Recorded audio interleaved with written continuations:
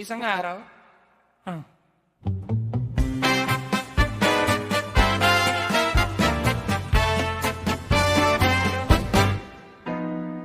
pumunta ako sa tindahan ni Aling Nena para bumili ng suka. Pagbayad ko aking nakita isang dalagang nakadungaw sa bintana. Natulala ako, laglag ang puso ko, nalaglag din ang sukang hawak ko. Napasigaw si Aling Nena, ako naman ay parang nakuryenteng pusa. Ngunit natanggal ang hiya nang nakita ko na nakatawa ang dalaga.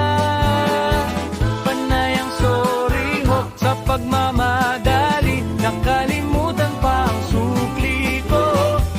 Pagdating sa bahay, nagalit si nanay, pero okis lang ako ay inlababo ng tunay. Tindahan ni Aling Nena, parang isang kwentong pampelikula. Mura na at sari-sari pa ang itinitinda, pero ang tanging nais ko ay di nabibili ng pera. Pumunta ako sa tindahan kinabukasan para makipagkilala. Ngunit sabi ni Aling Nena, habang ate, wag na raw akong umasa. Anak niya ay alis na papuntang Canada, 3 araw na lang ay babay na. Tindahan ni Aling Nena, parang isang kwentong pampelikula. Mura na at sari-sari pa ang itinitinda, pero ang tanging nais ko ay di nabibili ng pera. Hindi mapigil ang damdamin, ako'y nagmakaawang ipakilala. Payag daw siya kung araw-araw ay mayroon akong binibili sa tinda niya.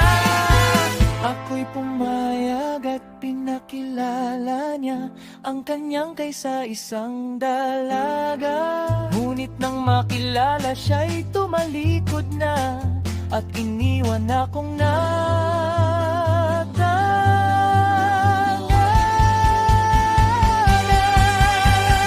Tindahan ni Aling Nena, parang isang kwentong pampelikula. Sari-sari pa ang nais ko ay di nabibili ng pera. Tindahan ni Aling Nena, dito na uubos ang aking pera. Araw-araw ay naghihintay. Oh, Aling Nena, please naman maawa ka. alam niyo yung nangyari.